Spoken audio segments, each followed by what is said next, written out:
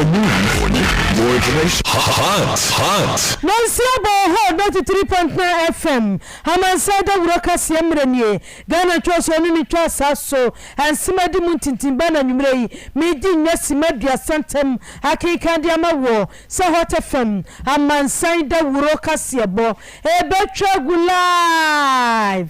Ewo Facebook Hot 93.9 FM kwa Facebook na kwa search engine na type HOT 939 FM obehu Hot FM ya dawa fefa abusua obetumi ahwe me live na fei wode wadwencha to ho na ya kenkan dia ma wo bo modern say we mfisa obehye na wa like dia ma yen mameka wo sekase boyi hotfmghana.com modern Ghana tuning radio and a Ghana web application womu so ya abafuni de kwanso a ya kuche nsema hodo ni videos ahodo egu a ubanya bi akenkan na wonya bi so ahwe anwumre kase no nia edimu akotene anwumre ebi ene say wo sofo hwe adesua ehunsa so o my Ghana mu Dr. Yaw Osai Adutwim bokokose wo bibia obedi na mpani oba na adwen se double track no wo yefi ho a won fa hyehyɛ ngwa pono so no ebese Ghana adesua sansu ana duso ase aba ase nyamaye na sana wadwen yodi a ene ka hunu se eba beba denden pa Institute of Energy Security ye twenty aka no IES eboga na fo nyina kokose afa ni eba be hunu duso a emu eden sabano anya bibia wo sofo hwe ahinsie ena afa religious affairs wonsem so ewo my Ghana mu eye Steven Asamoah Boateng wodi atujoba mane akyerem wo se ye mom paye na yense ne no oboko ne se ombehwe ama asundwe aba ewo boko ene ne mpatamu wachiame oto my Ghana kwanwa so o my Ghana mra hyebadwafie ade atudwa aba mane akyerem wo se o my Ghana mra hyebadwafie de ne ho enti empanfonka hunu se obia no betimi de mra hyebadwafie nanim atwitwi fam ensem bani afofo bi ana mi sinwa semedua santem akenka de amawo se Hot FM Amansan Dawuro kase bo midi ani tirimu dahema akuya sewa me ena midi chiame Hot FM 93.9. Yeah, bomb natete.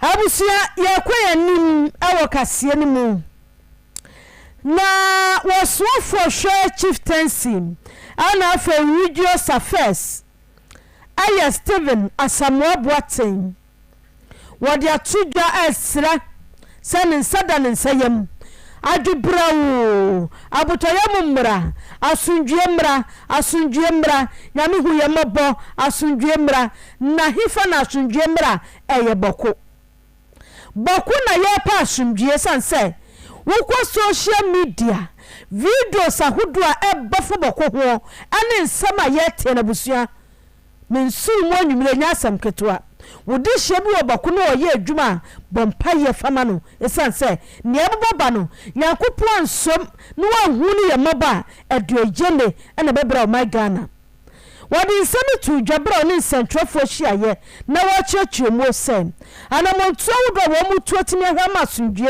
aba obako ne mpatamu no wobuguso na nso mu hia emmoa esanse dabia dade bachi menteme ho ase atututuo ana ekoso ewo boko ane ne potamu wo mo free ntokwa we yase no nipa parepare dunsia ana wo ma hwere wo mo nkwa abusia awe hopa entu ko nkoto dwanim na wo bompa ya kai o my Ghana na kai boko wori manya first Steven Asamoah Boateng say wo mo di nsha wodo nyina gwa proso wanya NDC na anya NPP na anya CPP na anya PFD ni akeka ho akwadonkwam rwade fa na kransie waya Ghana ni ba bia sede eye nyina na wose yetimu kabom na ye boa na asundwe ba obako ene ne potamu who are helping to resolve. Indeed, you recall that the government has requested Otumfuo Asantene to take sole responsibility in terms of negotiating and discussing and bringing this whole thing to some amicable solution. And he's been doing that. to protect lives and property, and above all, to enforce law and order, to restore normalcy as quickly as possible. We have taken notice of the interpretations, or should I say misinterpretations, that are being given by the various factions in this matter, that sometimes seeks to inflame passions and designed to escalate the situation. In a way, I sense some level of mistrust that has crept in since last week, but I want to assure all sides that the trust you have had in myself, especially as your minister responsible for chieftaincy matters and with the government, must be maintained. Government, through my ministry and that of my colleagues and institutions, will keep listening to you and act with impartiality and in a fair manner to build and maintain the peace in Boko and its environs. No one should play politics with this sensitive matter. I will continue to engage my colleagues in the political arena from all sides to work with government to resolve the current problems and to work towards lasting peace. Annual say Anamontu Abano Atuanu Eniem. Womodi Bibibia. I show 2-4 set to 2. I will toss me a new answer say. Anamontu ni share kwanso. Bibibia wamba timia bua shama sunje aba ewa boko. Na woyene ni baba from no. Wonu na woni animu. Amwasani abaya sunje betimi akwa boko ebiem. Who are helping to resolve. Indeed, you recall that the government has requested Otunfo the Asantene to take sole responsibility in terms of negotiating and discussing and bringing this whole thing to some amicable solution. And he's been doing that. It's not just because of this incident. I know he's called them severally to Amnesia. I know he's in touch. And indeed, just recently, the past 3-4 days, we have been talking to him and he's talking to them. And indeed, that is going down well. And I'm glad. That's why I thank him for it. So he's on top of it. And hopefully, as I said, people would be calm. And what government has to do, take all their votes. I talk to you not just the overlords. I go as deep down as I can. Because I know traditionally decisions are not made by one person. And so I tend to find out a lot more. So when I'm talking to the main person, the overlords, I know exactly what kind of conversation we have. And they are very cooperative. Some of them takes a while to come around, but in a conflict situation, that's what you expect. Abusia ani awuti yei. Aye. Minister wa chieftaincy, regional affairs. Ehun samsu wa magana mu. Ormanyafo Stephen Asamwa Boatin. Hot FM 93.9. Yeah, Bahama Natite. Na say wo ho na kanea no adum. Na aba. Adum na aba. Enro kro na kwafo pibisa wo social media say dum so san ba na. Asa wo mo ye no kokoa mu. Na yakama what say yes, and yes, I would do this away a dusha and ye more deeper baba. Institute of Energy Security Authority, I can IES, I say, Yafan to Ghana friend him, and can you not no. Sir, Sakraya be a manna ban and Tuana Mobia, and yet, ye bedasumupa, Esan said. Power producers beat to say, a year as so great, a year power. One more. Ni abano twene da were se abane de wo moka enti se abana ntua de ne wo madwuma wo mu tutum a wo mu nya adwuma emagana biem ekoba ne sa so a na ECG adwuma wo ye ne nkane a wo de maye no wo mu timu nya ne nyina anti du so ne de ebeba na ne nyina mo re sa abane bo modene ya na adwen se wo kusa aka na firi wa ya nkane ya ne base aba na so so bo mi fita duku na ja obi beka se la kadaska attitude na abano wo de na de ne de ɛne yɛnka ne anafe na ebedum pa research analyst Owura Derek Emmanuel Hache wono aye IES hono odini dwuma research analyst and what of my din komo say abani ni sika na wontua aye wo mo de wo mo ka ebi ane se aye asogle wo betimi atua wo mo sika enya sa pa de a Ghana from nkan se mo ba beda sumu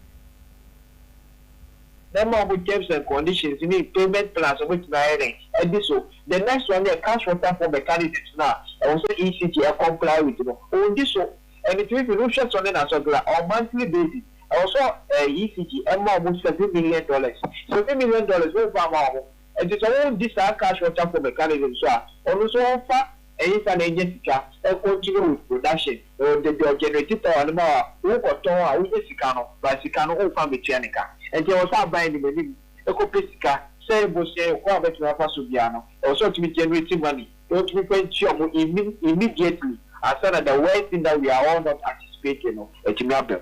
And the bet media prevents a dum in summer, Biom and Canny and Vegina Sonia, the Anise, a bad Chiason and a sobbing. A bad Chiason and a sobbing, not those in the energy sector. I don't know on the call. Morning as a share, I'm which me and Swashinibu. Into now no 259 million. Macato said $2 billion. And the son and so require $259 million. Imagine other ones in honor. And it's a one German almost a minimum to me and yet there was some yet. I finished so or some person close to more books of accounts. Send a company where books of closing books of accounts.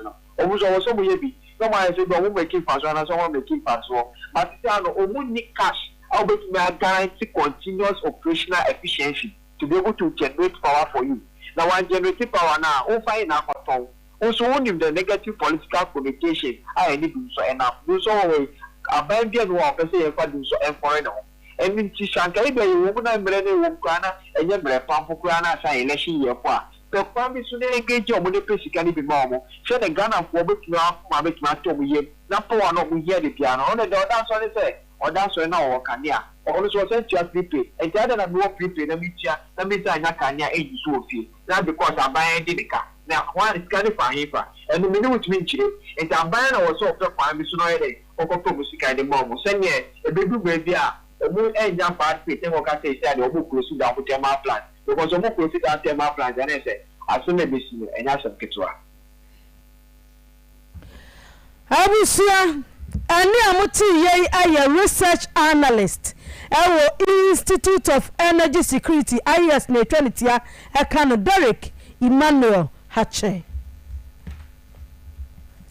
Kawuni se Amansan Dawuro kasiebo ena wasugu so wutie no na wasofo hwe adesua ewu senso o my Ghana mu aye Dr. Yaw Osai Adutwim wo bokokopa we ye kokwa mu oden sa abai bia babadi akwanya yi abra Ghana mampanyi na adodan kwa kufado afiri so no wo mo no homodi se double track system no won ka se ame ya campaign me de yenti no baba yi afiri wo se hum e wo se wo nya botre toto niema ansana wo ba yi afiri wo wayi enya sa e de how kase e na bebra o my Ghana wasi ani di si amanyoko no National Democratic Congress wo mo flag bearer mampan da John Dramani mama bo modene agency mpie ni apaso no manfo akasa ama odi atudwa se Nyankopon ya ado ne eto abama na oba ba yi double track afiri ho wasi mampan da dwuni na dwuni biem sebe esan se double track no wo ho bibinti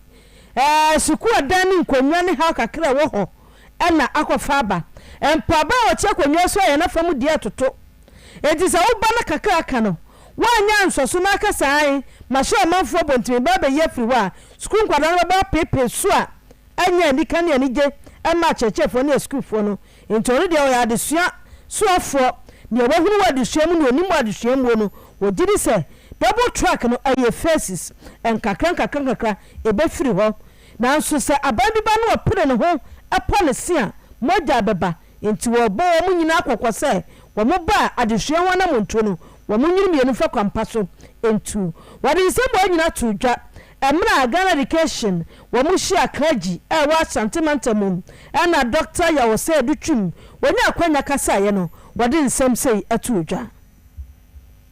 So when the concept of double track was introduced in Ghana, it was to meet the increased demand in enrollment at our high schools, and especially the category A schools.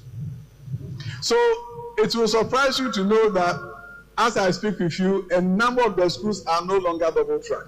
Even those who are on double track are transition calendar.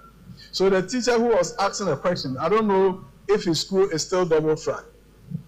Schools like Tamasco is no longer double track. In fact, we are working for Pokuare. It's likely that they will not be double track this upcoming academic year because the government have built more facilities there. So the whole premise is this. I know that some people come to and say, we will abolish double track. And I say to myself, they don't know what they are talking about. If you abolish double track at Prempeh College today, they will not be able to enroll one student. Presec will not take in one student. Our approach is very simple. We know you want your children to go to Opokwai. The parent who came here and said the child has to get 12 probably is in Opokwai or Prempeh, not my famous Jatsipram. So 12 will take you at a pass. You don't have to sweat. Abusia eni amuti yei aye oswafo wo hwe adusia ho nsem so e wo my Ghana mu education minister Dr. Yaw Osei Adutwum. Hot 93.9. What you me what you my Ghana mra shebejo fie akwanya kasie so ayo ni monyam for right honorable Urban Kings for Sumana Bagben.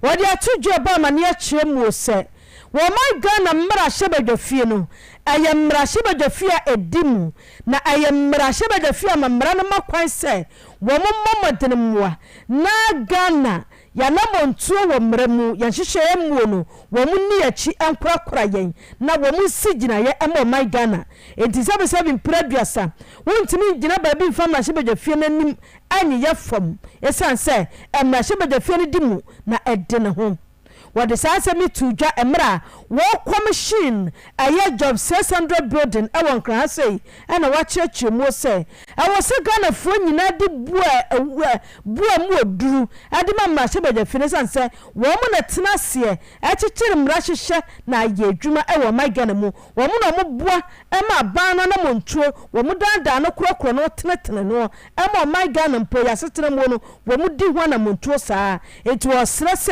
sabi so bi ni animonyam anase eni die di mamra shebeje fie na won sha se nya bi esansa ma shebeje fie na si wo no eye mra shebeje fie mu oduru na wo mu a wo mu wom so ye nipa wo mu oduru a wo mu na eboa ama menu mienu yatimi abu oman no. As leaders, we act to preserve the gains of our democracy. This means conducting ourselves with decorum, promoting peaceful discourse, and ensuring that our campaigns and public statements reflect the high standards expected of us as representatives of the people. Our democracy has been built over decades of hard work and sacrifice. We must guard it jealously against any actions or rhetoric that could undermine it. Let us remember that the stability of our democratic system is a collective responsibility. We have a duty to demonstrate that even in the midst of fierce political competition, we can uphold the values of respect, integrity, and unity. Our role as parliamentarians goes beyond seeking re-election. We are custodians of the democratic principles that form the foundation of this nation.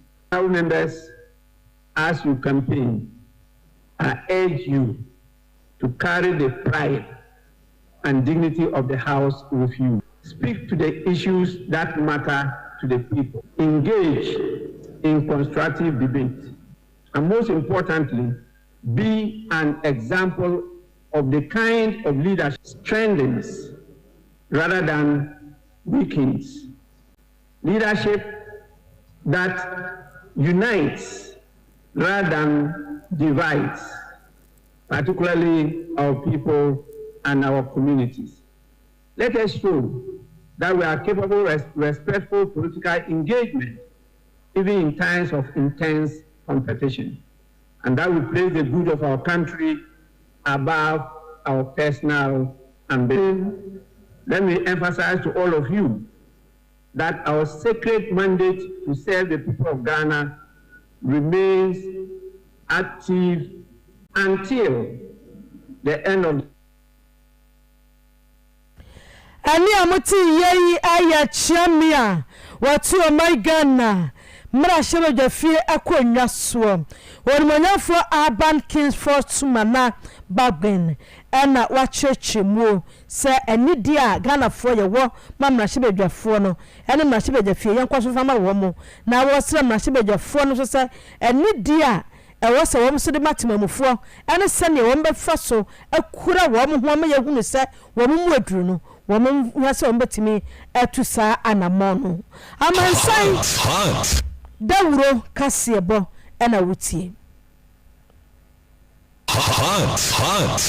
na miwura manyosemu mampanyi dada John Dramani Mahama atubi di amane vice president awoye Fagbara edima ani pipi amane kuo no Dr. Alhaji Muhammadu Bawumia se questions makoma 170 ena wono Mahama edima Bawumia se wonya no wose first no ansa na MPP benya konwa na traso no Bawumia se economy no edane nsem wonim ne akoso na ne esma okafa economy no ho no sesei mampaidu wa John Dramani Mahama so wonte se Bawumia pa bia na no aka bi mpoda asa economy na vanish afri nani so won ka wuru se na braso na dollar no eye 4 cedis enei 17 cedis o dollar no Ghana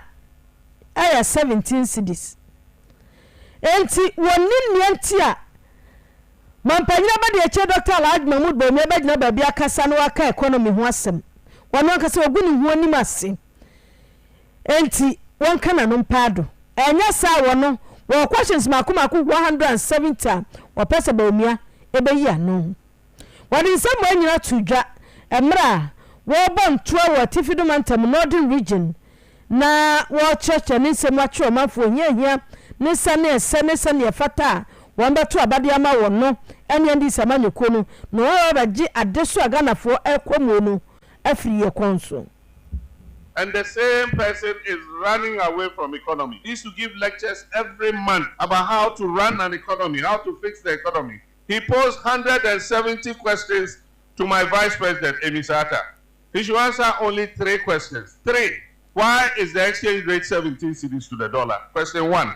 Exam, he should come and write. Why has Ghana's debt risen from 120 billion to 767 billion in 8 years? Question 2, he should come and answer.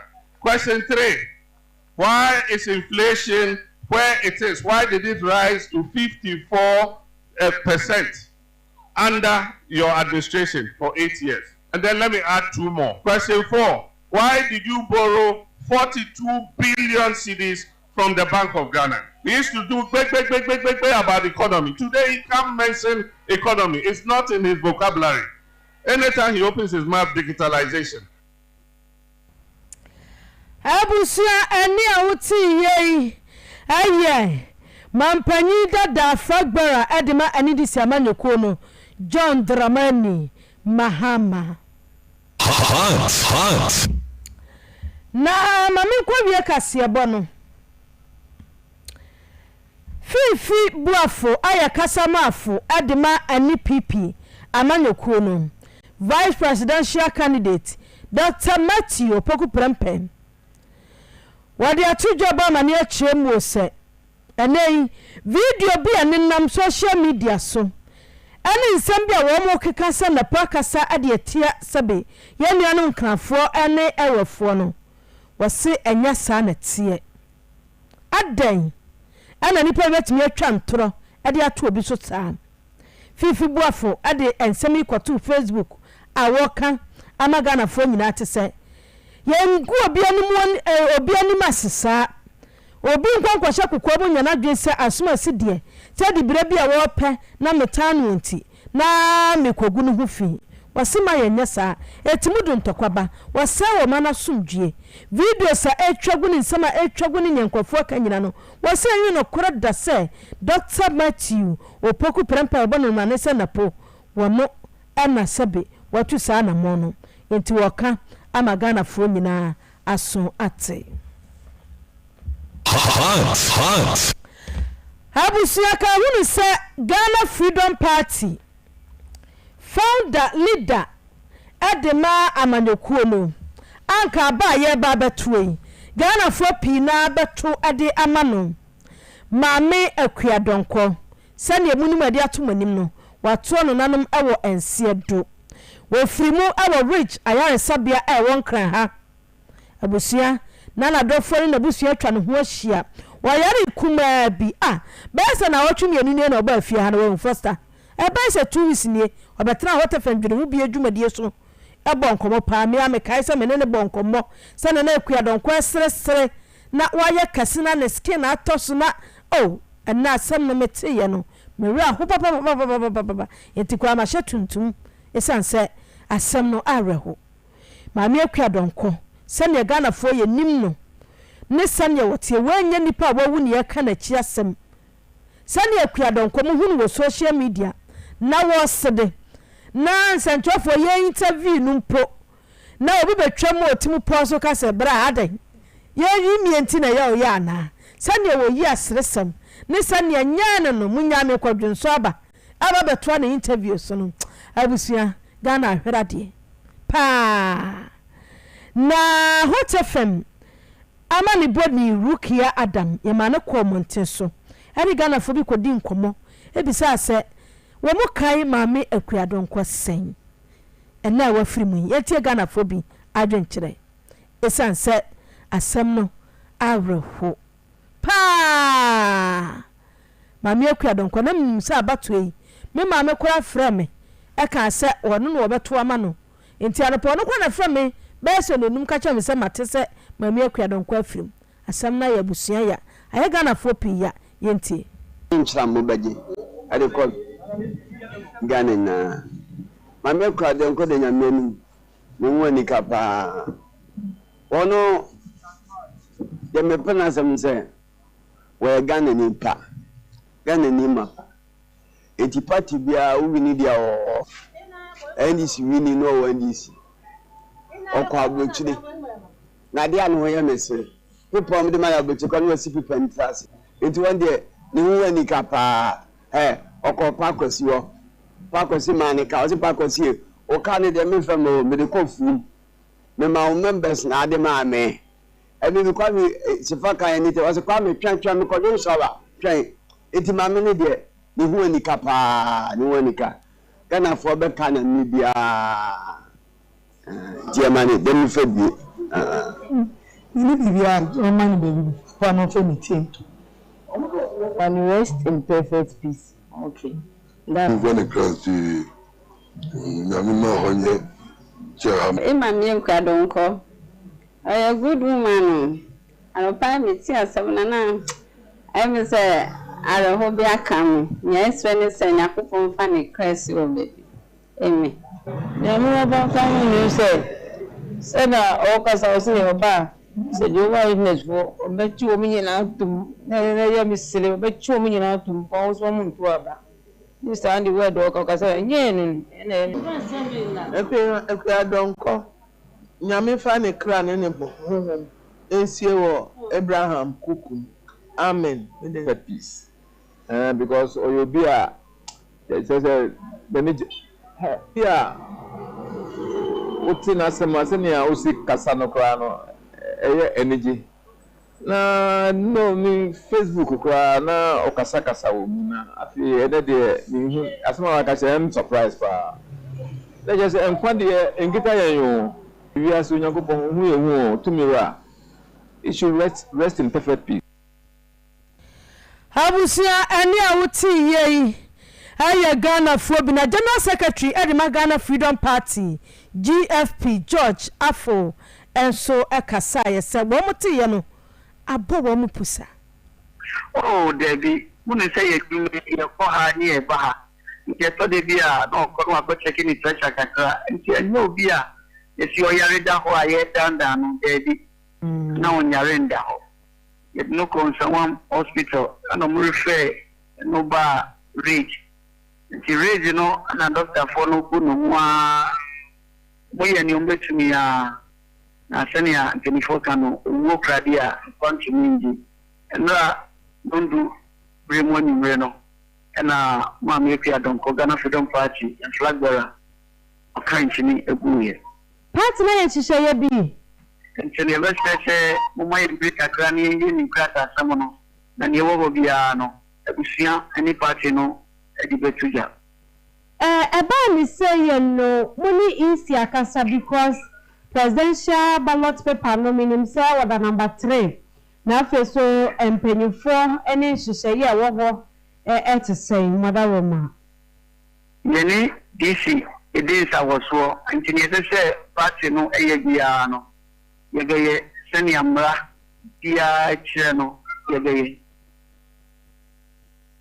Woi aye George Afo woye General Secretary Edema Ghana Freedom Party GFP abusia mami akwadonko Nyankopon fa ne kra ensie migira weso na me de Hot FM Amansan Dawuro kase boni nyina banawie ya nwumrei enche stronko enko ama his excellency emechia papa papon katamanso municipal education director mechia ka hu say ye ne baso me no mienu yebekobi November 7th ewo asu ebu a ewo Kumase na se ye ne baso nti me no mienu yenkogya no esanse eye yenkogya me editor aye Mr Philip Mawuli Tate sanso ana newsfo nyina boa me rookie anum nyina ka ho ena kase edi mu obobo first technician on duty hwehwe de hye ena tena fidie na chi echinchim edema amiem ba sami photo ademe call live Facebook onwumrei ama uhunu ma ho ofe mi di ani trimu dahima akuya sewa misi ha ema wadwo